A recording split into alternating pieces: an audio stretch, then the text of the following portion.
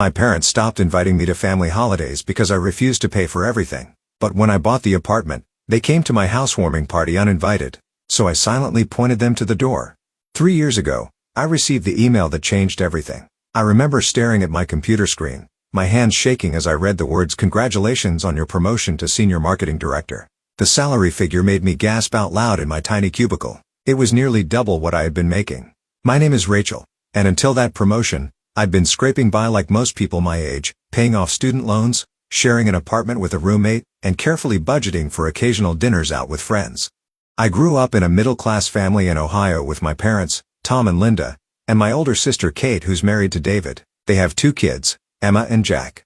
I called my mom immediately after getting the news. That weekend at my parents' modest 2-story home where I grew up, the atmosphere was electric. Kate and David were already there when I arrived, their kids running around the backyard. Over Mom's homemade lasagna and garlic bread, we talked about my new role and the projects I'd be handling. My family seemed genuinely happy for me, and it felt good. Really good. You know, my mom said, refilling everyone's wine glasses, I've been thinking about hosting a proper Thanksgiving this year. Not just us, but inviting your Uncle Jim and Aunt Barbara too. Maybe even Cousin Steve and his family. That sounds great, Mom, I said, taking a sip of wine. The only thing is, she continued, her voice taking on a slightly hesitant tone, with all the extra people, I wanted to make something special. That prime rib recipe I saw in my cooking magazine. But it's pretty expensive, and with the special cheeses for the appetizers. She didn't finish the sentence, but she didn't need to. I immediately understood what she was getting at. How much do you need? I asked. Oh, just about $250 should cover the extra special ingredients, she said, looking relieved that I had caught on so quickly. No problem, I said, feeling a small glow of pride that I could help make the family gathering special. I'll transfer it to you tomorrow. The Thanksgiving dinner was a hit. My mom received compliments from everyone on the prime rib and the fancy cheese board. Christmas came next, and my mom called again. Rachel, honey, I want to do something special for Christmas dinner this year. I found these amazing recipes. This time it was $300. I didn't hesitate. For Easter, it was $350 for a special ham and artisanal chocolates for the kids. By the July 4th, my mom was planning a backyard barbecue for the extended family and some neighbors. By Thanksgiving that year, something had shifted. My mom didn't call to ask anymore. Instead, I received a text message. Hi honey, planning Thanksgiving dinner. Need $800 transferred by Friday. Love you. I paused when I saw the amount, but then shrugged and made the transfer. At the dinner, I noticed something else new. The food wasn't all homemade anymore. There were gourmet dishes from a local restaurant mixed in with my mom's cooking. Mom, these appetizers are amazing. New recipe? I asked, knowing full well they weren't homemade. Oh, I ordered those from that new place downtown. Nobody has time to make everything from scratch anymore, she said with a wave of her hand. Besides, they do it better than I ever could. As winter turned to spring and then summer again, my parents' gatherings grew more elaborate. The guest lists expanded, the food became more expensive, and my mom cooked less and less. The texts about money became more frequent and more direct. By the time the following Thanksgiving approached, I had grown used to these demands, though they sometimes left me with a sinking feeling in my stomach. I had bought a new car and moved into a nicer apartment by myself. But between those expenses and my family's frequent celebrations, my savings weren't growing as quickly as they should have been with my new salary. 3 weeks before Thanksgiving, I drove to my parents' house for dinner. Kate, David, and their kids were already there when I arrived. After hugs and catching up, we sat down to eat. So, my mom said, serving the store-bought mashed potatoes, for Thanksgiving this year, we're going all out. I want to invite the whole family, Uncle Jim and Aunt Barbara, all the cousins, even Great Aunt Mildred. Sounds nice, I said, helping myself to green beans. Kate and I have been planning the menu, Mom continued. We're going to order everything from that new upscale catering place. They do a beautiful presentation. We've calculated all the expenses, Kate added. It's going to be about $3,000 total. I nearly choked on my green beans. $3,000, I repeated, sure I had misheard. Yes, my mom said matter-of-factly, as if we were discussing $30, not $3,000. And I invited Cousin Steve and his family to come stay with us, but they can't afford the train tickets. I told them you'd cover their travel expenses both ways. That's another $1,000, Kate supplied helpfully. So $4,000 total, my mom concluded, smiling at me as if she'd just asked me to pick up milk on the way home. I'm not paying $4,000 for Thanksgiving, I said, my voice coming out stronger than I expected. The looks of shock around the table might have been comical if they weren't directed at me. Kate put her fork down slowly. Rachel, You always pay for the holidays. That's how we do things now. Don't be difficult, Rachel, my mom said, her tone hardening. I've already promised Steve we'd cover his tickets. I've made the reservation at the restaurant. That's not my problem, I said, feeling anger bubble up inside me. You should have asked me before making promises with my money. You're being selfish, my dad interjected, after everything we've done for you. Selfish? I repeated, my voice rising. Is that what I am to this family now? A walking ATM? Not a daughter or a sister, just someone to foot the bill for your parties. How dare you? My mom gasped. We're family. Are we? I shot back. Because family members don't treat each other like this. Family members don't make financial demands without so much as a please or thank you. That's not true, my mom protested, but her face had turned red. Isn't it? I challenged. When was the last time any of you asked how I was doing? If I was happy at work? If I had any goals or dreams I was saving for? You only call when you need money. There was a moment of tense silence, broken only by the sound of my niece and nephew playing in the next room, oblivious to the adult drama unfolding at the dinner table. Finally, my mother spoke, her voice ice-cold.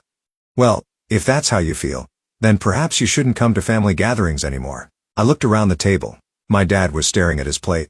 Kate was nodding in agreement with Mom. David looked uncomfortable, but said nothing. Fine, I said, throwing my napkin onto the table and standing up. If that's what you want. As I drove home to my apartment, tears blurred my vision. I kept thinking they would call, that they would realize how absurd this whole situation was. They were my family. Surely they wouldn't really cut me off just because I refused to pay for an extravagant party. But as the days passed and my phone remained silent, a sinking feeling grew in my stomach. Thanksgiving was approaching, and it was becoming clear that they had meant what they said. I wasn't invited. I had been excommunicated from my own family over money. Thanksgiving arrived with a chill in the air and an emptiness in my apartment. I kept checking my phone, expecting someone to call with a last-minute invitation. Nothing came. Around 4 p.m., my phone pinged. It was a notification from Instagram. I opened the app and froze when I saw my sister's post at the top of my feed. There they all were. My parents, Kate, David, the kids, Uncle Jim, Aunt Barbara, Cousin Steve and his family, gathered around my mother's dining table. The spread was noticeably less extravagant than previous years. Store-bought pies instead of gourmet desserts. Regular turkey instead of fancy catering. They'd clearly scaled back without my financial contribution. What really stung was my mother's caption, "So thankful to spend this special day with those who truly value family." I stared at those words for a long time, the implied accusation clear as day. According to my mother, I didn't value family. I was the villain in her story. The next day, my phone started ringing repeatedly. First, Uncle Jim, then Aunt Barbara, then Cousin Steve. "Rachel, honey, we missed you yesterday," Uncle Jim said. "Everything okay?" "I was just busy with work," I lied, not wanting to drag them into the family drama. End-of-year projects, you know how it is. Similar conversations played out with the other relatives. I stuck to my story about work commitments, refusing to throw my parents and sister under the bus even though they had effectively disowned me for refusing to bankroll their parties. As December rolled in, the city transformed into a winter wonderland. Surely they wouldn't extend this freeze out through Christmas. On December 15th, I went shopping for Christmas gifts. For my dad, a high-quality fishing rod he'd been eyeing. For my mom, a beautiful cashmere sweater in her favorite shade of blue. For Kate and David, theater tickets. For Emma and Jack, toys I knew they'd love.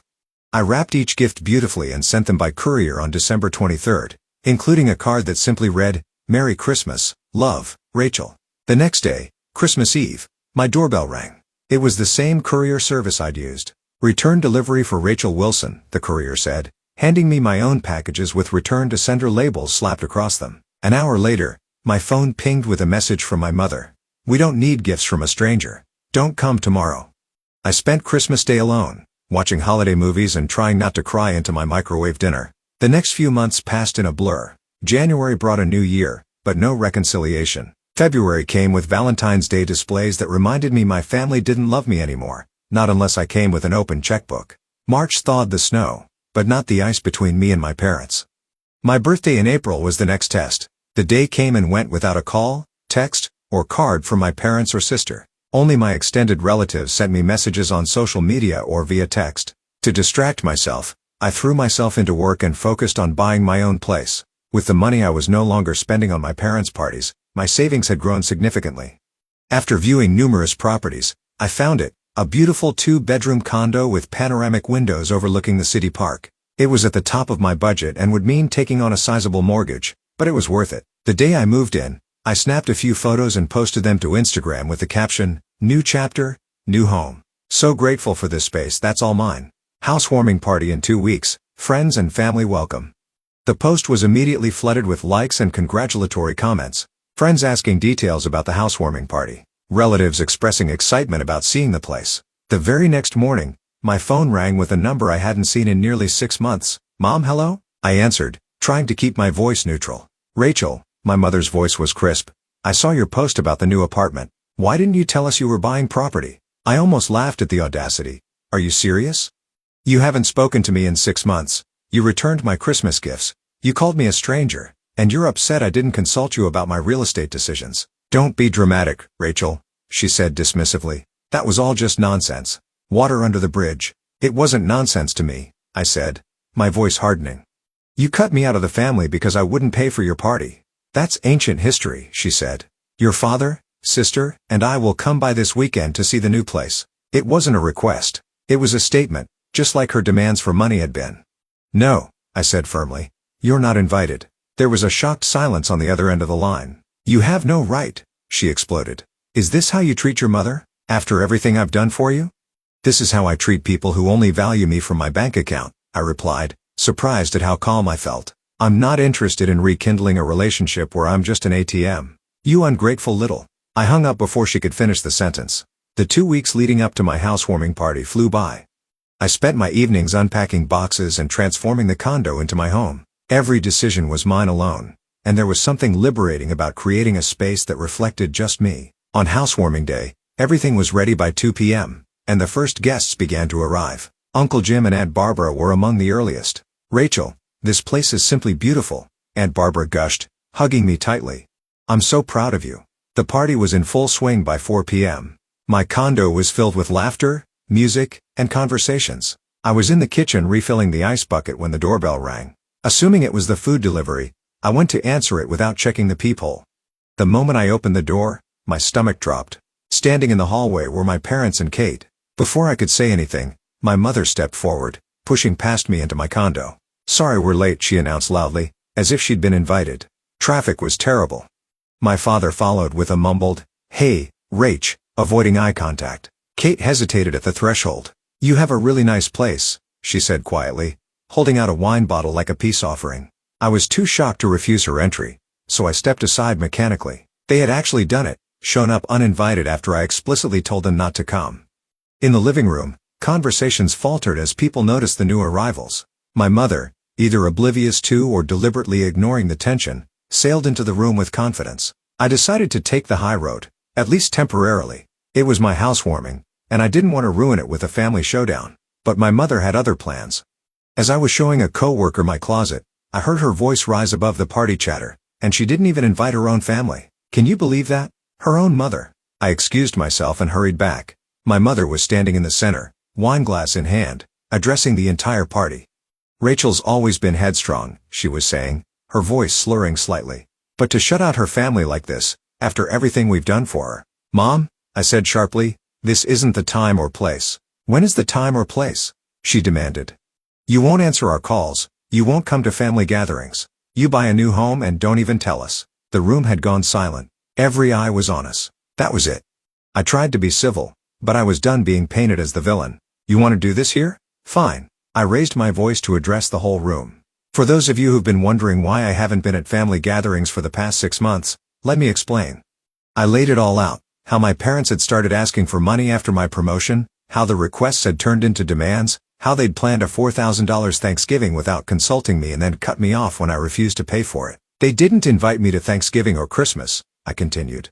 "They returned my Christmas gifts." My mother texted me saying, "We don't need gifts from a stranger, and now they show up uninvited and act like I'm the one who abandoned the family?" My mother's face had turned crimson. "That's not how it happened," she spluttered. "Rachel's exaggerating. We just wanted her to contribute." "Linda," Uncle Jim interrupted, his voice stern. "Stop. I was at Thanksgiving, remember? I thought it was odd that Rachel wasn't there. You told everyone she was too busy with work to attend. And Christmas," Aunt Barbara added. "You said the same thing then." One by one, my relatives recalled moments when they'd asked about my absence and been given misleading answers. My mother's face grew redder with each comment. Finally, Kate spoke up. We were just annoyed that Rachel wouldn't help with Thanksgiving. Help? I repeated incredulously. You wanted me to pay $4,000. That's not helping. That's funding the entire event. My mother grabbed my father's arm. We're leaving. I won't stand here and be humiliated in front of everyone. You did that to yourself, Mom, I said quietly. Without another word, they left my condo. After they left, the party atmosphere was subdued. Uncle Jim came over and put his arm around my shoulders. I'm sorry about that, Rachel. I had no idea things had gotten so bad. It's not your fault, I said, suddenly feeling exhausted. Still, family shouldn't treat each other that way, he said firmly. By 8 p.m., most guests had left. My friends Sarah and Megan stayed to help clean up. Well, Sarah said as she gathered empty cups, that was certainly a memorable housewarming. I laughed despite myself, not exactly how I pictured it. You okay? Megan asked, studying my face. Actually, yes. It needed to be said. I'm just sorry it happened in front of everyone. Don't be, Sarah said fiercely. They deserve to be called out. Using you as an ATM, then pretending you abandoned them? That's some next-level manipulation. After they left, I sat alone on my new couch. My phone buzzed with a text from Uncle Jim. Proud of you, kiddo. Not just for the new place, but for standing up for yourself. That took guts. Let me know if you need anything. I felt tears prick my eyes as I typed back a simple thank you. Despite the drama, I didn't regret what had happened. For months, I'd been carrying the burden of my family's rejection, questioning whether I'd been selfish. Now, the truth was out in the open. I wasn't the villain in this story, and I wasn't alone. I went to bed that night feeling lighter than I had in months. Whatever happened next with my family, I knew I could handle it. I had my friends, my supportive relatives, and most importantly, I had myself. The day after the housewarming party, I woke up to a string of text messages from relatives. Most were supportive. I was making coffee when my phone rang. It was my mother. My finger hovered over the decline button, but curiosity got the better of me. Hello? I answered, keeping my voice neutral. How dare you? My mother's voice was shrill with anger. How dare you humiliate us like that in front of everyone? Do you have any idea what you've done to my reputation? I let out a humorless laugh. Your reputation? That's what you're worried about? People are calling me, asking questions, looking at me differently. Because they know the truth now, I interrupted. They know you cut me off from the family because I wouldn't bankroll your parties. That is not what happened, she insisted. You're twisting everything. Mom, I said firmly, I'm not going to argue with you about this. This is all your fault, she continued as if she hadn't heard me. If you had just helped with Thanksgiving like you were supposed to. I'm not having this conversation, I cut in. I'm not going to keep explaining why it's unreasonable to expect me to pay thousands of dollars for family gatherings without even being consulted first. My mother continued blaming me, her voice growing increasingly agitated. I'd heard enough. I'm not going to communicate with you, Dad, or Kate until you realize that this was all your fault, I said firmly. I'm a family member, not your personal ATM, Rachel. I hung up before she could finish and immediately blocked her number. I did the same with my father's and Kate's numbers, then blocked them on social media too. It was drastic, but necessary. I was done being manipulated and made to feel guilty for standing up for myself. A month has passed since that final conversation. Sometimes I find myself checking my phone, half expecting to see a message from one of them that somehow got through the blocks, an apology, an acknowledgement, anything. But there's nothing. I'm still waiting for them to realize what they've done, to understand that treating me like a walking bank account wasn't okay. I'm waiting for them to see me as a daughter and sister again, not just a source of funding for their social aspirations. In the meantime, life goes on. I've settled into my new condo, making it truly mine with each picture I hang and each plant I nurture. My balcony garden is thriving in the summer sun, giving me fresh herbs for cooking and flowers that brighten my mornings. Work keeps me busy and fulfilled. I've taken on a new marketing campaign that challenges me creatively and has earned me recognition from the company's leadership. The promotion that started all this family drama has turned out to be everything I'd hoped for professionally, even if it created unexpected complications in my personal life. My social calendar stays full. Sarah and I have started taking a weekend hiking trip once a month, exploring trails within a few hours' drive of the city. Megan convinced me to join her book club, which has introduced me to both new literature and new friends. I've even gone on a few dates, nothing serious yet, but fun nonetheless. Uncle Jim and Aunt Barbara have made a point of including me in smaller family gatherings, careful not to invite my parents to the same events. Their support means more than they know, reinforcing that family doesn't have to be toxic or transactional. The pain is still there, especially on quiet evenings when memories surface unbidden. I miss the family I thought I had before my promotion revealed their true priorities. I miss my niece and nephew who are too young to understand why Aunt Rachel isn't around anymore. But the sharp, raw hurt has dulled to a manageable ache. I no longer cry when I see Facebook photos of family events I wasn't invited to. I no longer rehearse arguments in my head, thinking of all the things I should have said. I've made peace with my decision to enforce boundaries, even when those boundaries meant cutting off people I love. Some nights, sitting by my panoramic windows watching the city lights, I wonder if they'll ever come around. If my mother will ever acknowledge that her behavior was wrong, if my father will ever find the courage to stand up to her, if Kate will ever see past her own self-interest. I hope they will. Despite everything, they're still my family, but I'm no longer putting my life on hold waiting for their approval or acceptance. I know my worth now, and it's not measured in dollar signs or how much I'm willing to spend to maintain appearances.